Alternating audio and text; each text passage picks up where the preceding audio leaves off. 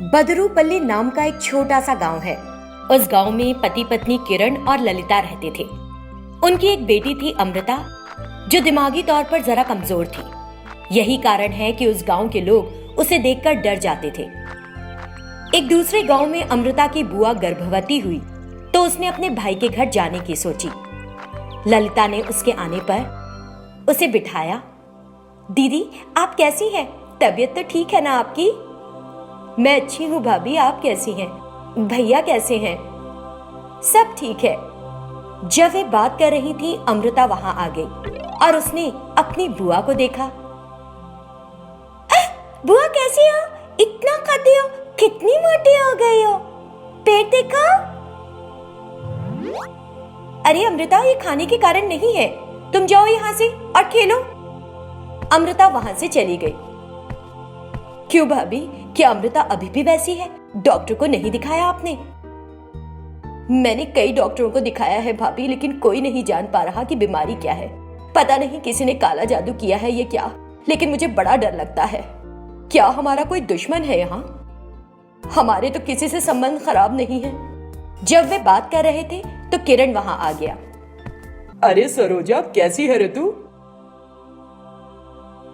मैं अच्छी हूँ भाई। वो दिन बीत गया। अगले दिन सुबह सरोजा को तबीयत ठीक नहीं लग रही थी। उन्हें इसके बारे में पता चला तो एक लेडी डॉक्टर को बुलाया। थोड़ी कमजोर हैं ये, पौष्टिक भोजन खिलाइए, मैं एक इंजेक्शन देती हूँ, इन्हें ताकत मिलेगी। डॉक्टर ने कहा तो वो मान गए। उसने इंजेक्शन दिया। अमृता वहां खड़ी होकर देख रही थी। अरे ये अच्छी बात है, अगर अगली बार बीमार पड़ी तो मैं भी इंजेक्शन दे दूंगी बुआ को, है ना? वो दिन बीत गया।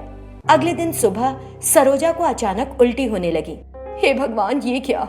मुझे उल्टी हो रही है और भाई और भाभी घर पर नहीं है। वो दुखी लग रही थी।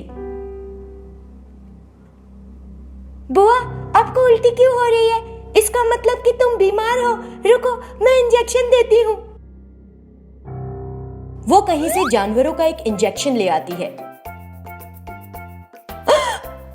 अरे ये इंजेक्शन कहां से ले आई तुम? ये इंजेक्शन है और ये दीवारों और लकड़ी को काटने की मशीन, इसे भी लेकर आई हूँ, देखो।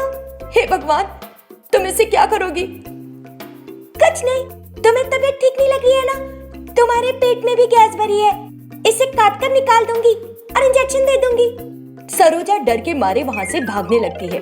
अमृता उसका पीछा करती है और उसे पकड़कर लिटा देती है और उस पर मशीन चलाने के लिए तैयार हो जाती है। मुझे बचाओ, कोई बचाओ मुझे, वो जोर से चिल्लाई।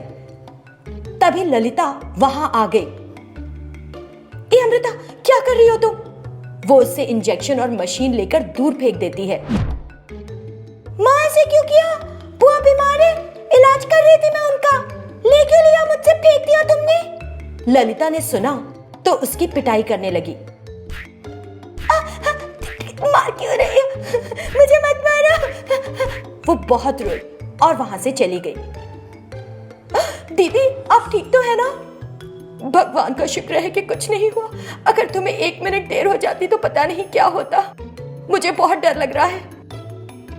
हम घर में इस पागल लड़की को रखकर बहुत बड़ी गलती कर रहे हैं। ऐसा ना कहो भाभी, हम अपनी किस्मत तो नहीं बदल सकते। उसे डांटने पीटने से क्या फायदा? जो हुआ उसे भूल जाओ, मैं ठीक हूँ। अमृता एक जगह बैठकर रोती है। मेरी माँ ने मुझे क्यों पीटा? मैंने क्या किया? मैं तो बुआ को ठीक करना चाह रही थी। इस बीच किरण आ गया। पापा, माँ ने मुझे पीटा। किरण ने जाकर ललिता से पूछा, तुमने अमृता को क्यों मारा?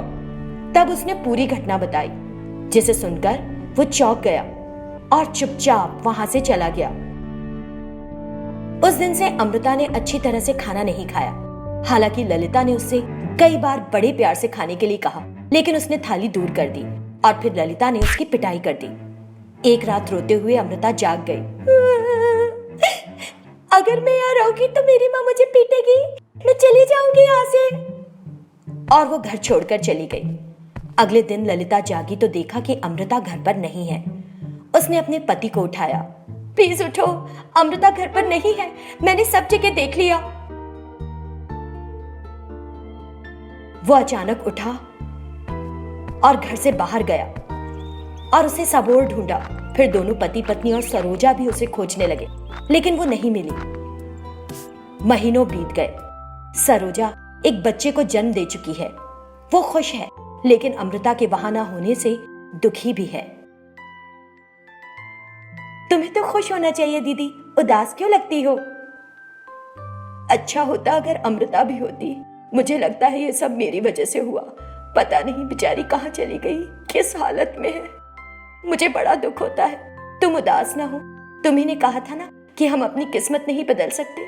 यही सोचो कि हमारी किस्मत अच्छी नहीं और इस बात को भूल जाओ।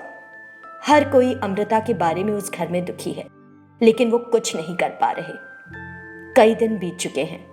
वे सभी ऊपर से ऐसे रहते हैं जैसे वो उसके बारे में भूल गए हैं, लेकिन अंदर ही अंदर इस दुख में घुल रहे हैं। अपनी इकलौती बेटी के इस तरह खो जाने का दुख उन्हें बहुत साल रहा है।